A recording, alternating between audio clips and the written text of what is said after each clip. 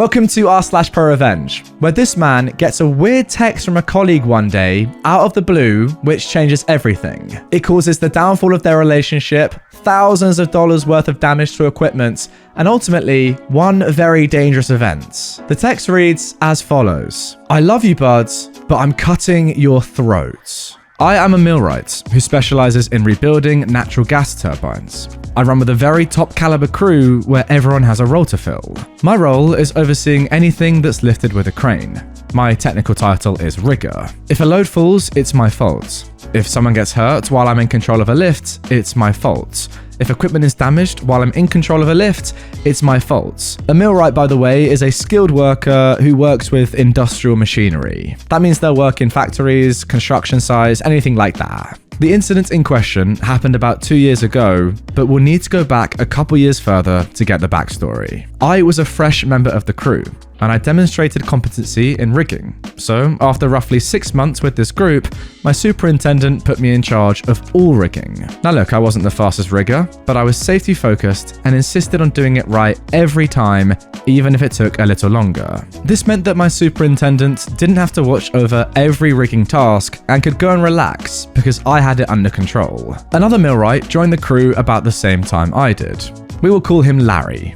Now, we didn't get along at first, but after a few months, we became friends. Larry was the act now, think later type. Much like the superintendent I travel under, Larry was therefore prone to making mistakes because of that attitude, but he was a very fast worker and worked like a mule at all times, and I respected that. He wasn't especially skilled in any one area, so he had no special position. That meant sometimes he'd get put on less glamorous work, and I soon learned he was very jealous of my position as the rigger. At times, he would make comments like, "I'm gonna take your job." Not in getting me fired, but bumping me down a rung and him taking my spot as rigger. He'd come up behind me while I was looking over my checklist to point out something I may not have checked yet. If supervision was near, he'd make sure he was heard. At this point, I should mention this. I stick out like a sore thumb in this crew.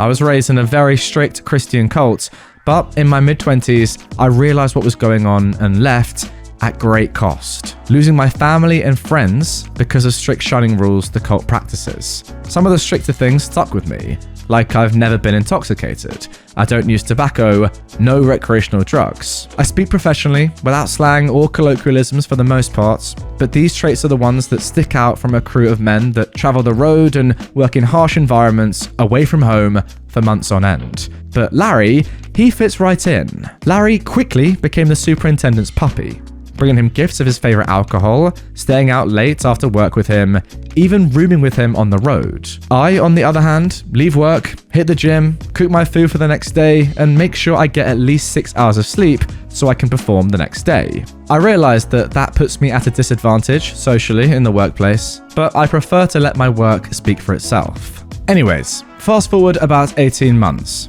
We're starting a project just before COVID hits. About 2 weeks into the job, I have to attend a mandatory class through my union. It's a 40-hour class and in a different state, so I'll be gone for pretty much an entire week with travel time.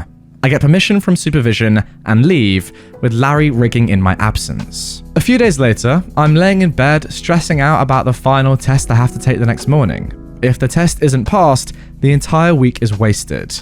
I always psych myself out before a test, but in reality, I don't have anything to worry about, as I'm a good student and I test well. My phone goes off, and it's a text from Larry. "I love you, bud, but I'm cutting your throats," it says. I reply, "What are you talking about? When you get back, I'll be the rigger.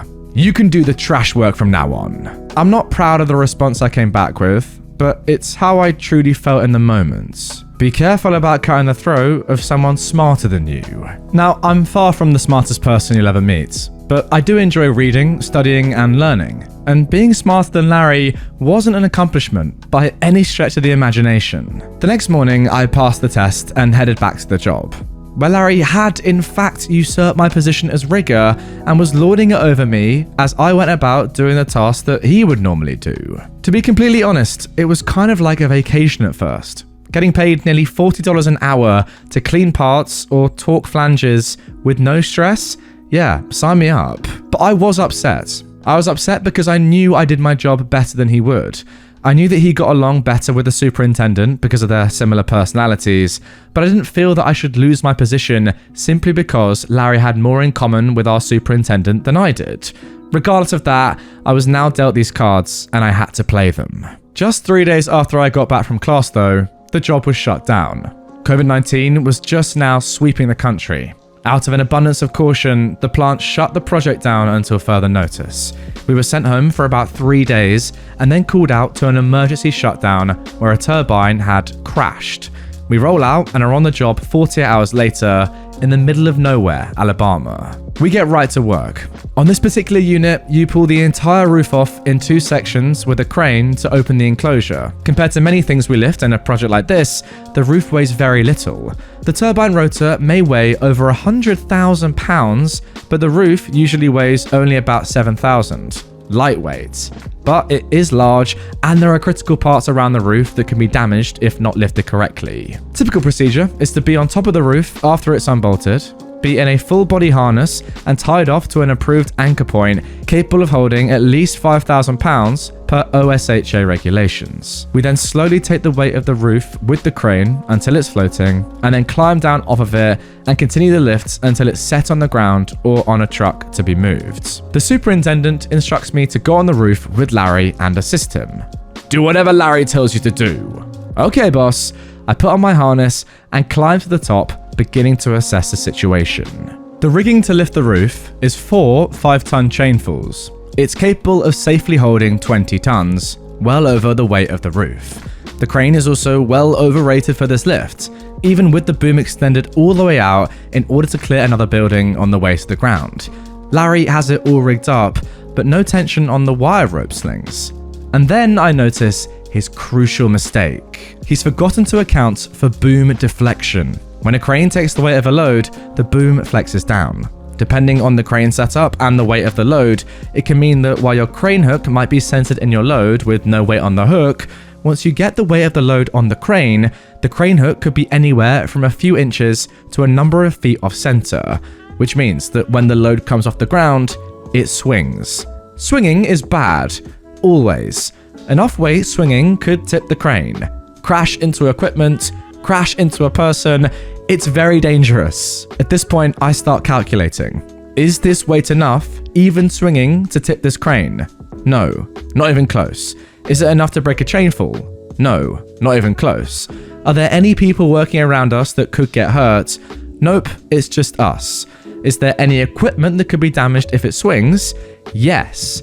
An electrical control panel, which has all power killed to it and has been disconnected, is in the swing path. So, I decide to let Larry hang himself. He looks at me and asks what I think. I tell him, "This is your show, boss." He asks what I mean. I look him in the eye and draw my finger across my throat. He gets nervous because he knows exactly what I mean. He then starts double checking everything and still doesn't notice the boom deflection.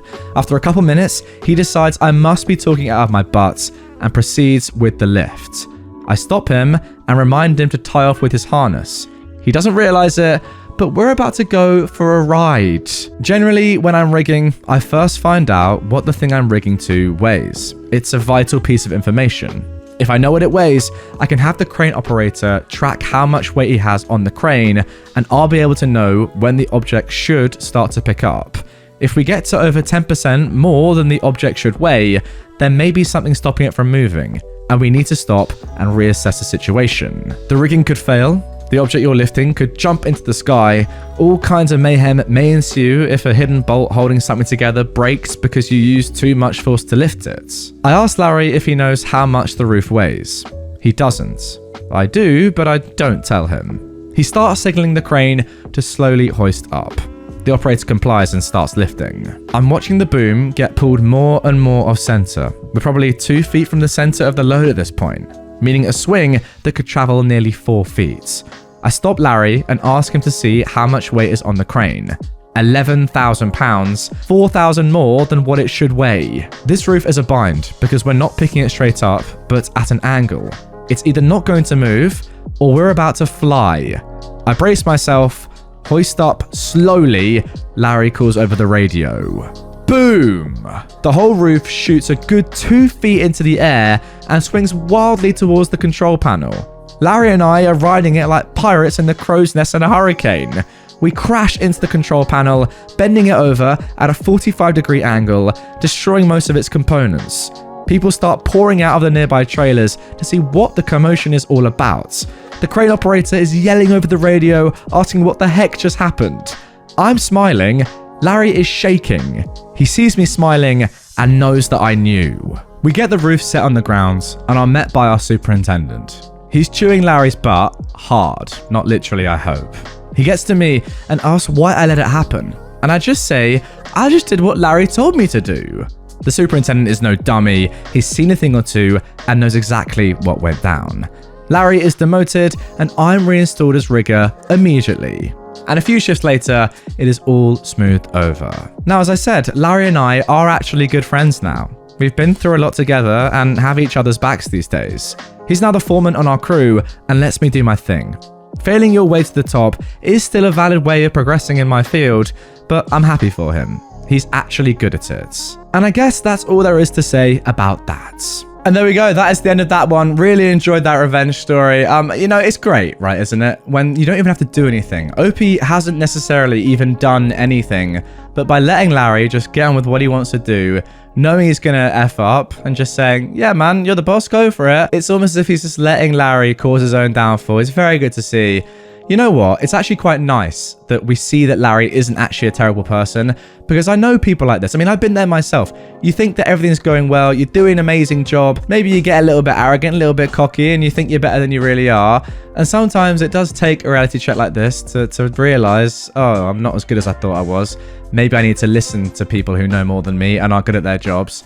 But yeah, for OP, easy. Got your job back. Good mates with the bloke now. For Larry, probably trying a little bit too hard to get to the top, and it's not nice to push other people out your way, but hey, end of the day, he's doing his thing now as the foreman. OP's got their job back. It's all good. Rigging, by the way, sounds very challenging. I mean, I would be terrible at that, that's for sure. If I was rigging this joint, mate, I'd be in the sky and I wouldn't be coming back down anytime soon. But yeah, very calm, calculated revenge, which I do like. No malice in it, really. You actually clocked that no one was actually going to get hurt, really, as well. Just a bit of equipment damage. So you knew that it wasn't going to be that serious, but serious enough for you to probably get your job back. Yeah, very nice. Cool, calm, collected, chilled. I'll have my job back. Larry, sit down, but you're also not a bad bloke. Good stuff. You might even say, if you want to, that is, the OP rigged Larry's demotion. Now, here's the thing about that. That came to me and I thought, is it worth saying that? And I've decided it was. I've said it now, and I'm not going to cut it out. So let me know in the comments down below. Was that pun worth it? I doubt it. Anyway, guys, that is going to do it for this episode of r/ProRevenge. Really enjoyed that story. Hope you did as well. Well written. Just very simple and nice. I liked it. Larry, if you're watching, good for you, man. You've turned the corner and you're now a better man. If you want more from me right away, more revenge stories, check out this one on screen. If you're new to the channel, subscribe. And I'll see you guys all tomorrow for a brand new Reddit video.